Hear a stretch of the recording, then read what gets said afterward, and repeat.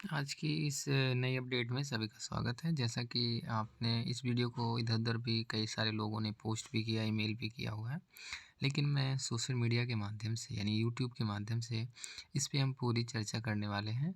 तो मुझे उम्मीद है कि ऐसे संस्थान जिनके पास स्पेशल एजुकेटर के बिना ही उनको नौकरी दी गई है या फिर सीआरआर नंबर ना होने के बावजूद भी अपने काम कर रहे हैं, तो ऐसे लोगों के लिए आरसीआई ने थोड़ा-सा वार्निंग दी है। तो कोशिश करिएगा कि इस बात को ध्यानपूर्वक समझिएगा। जैसा कि आपको ऑन स्क्रीन दिखाई दे रहा है, भारतीय पुनर्वास परिषद नई दिल्ली द्वारा ये सर्कुलर जारी किया गया है। ये 6 जनवरी 2025 को सर्कुलर किया गया है।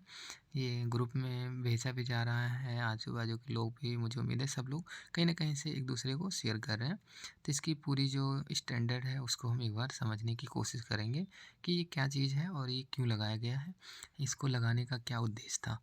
तो सबसे पहले जो हमारा ये आरसीआई है क्या है, ये आप सभी जानते भी हैं, जो इस प्रोफ़ेशन में काम कर रहे हैं, उन लोगों को भी ये बातें पता है।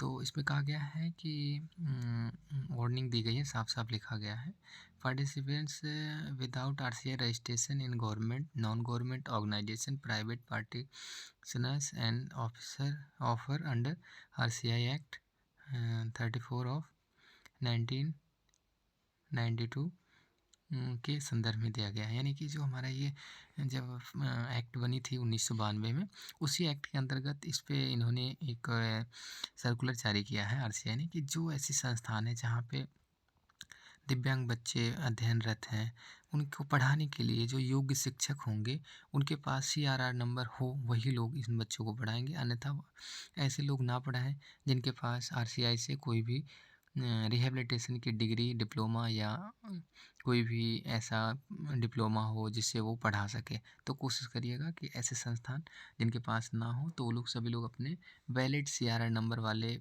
को ही रखेंगे। दूसरा जो इनका सबसे बड़ा मोटिव है, उसमें और सारी बातें कही गई हैं, एक बार आप उसको समझिएगा। इसमें कहा गया, it have been observed by council that children with disabilities are trainees service by quacks and unqualified non registered personnel या प्रोफेशनल। इसमें कहा गया है कि जो हमने अभी बातें बोली, आगे कह रहे हैं, if anyone found the service person with disability without RCI valid and active registration.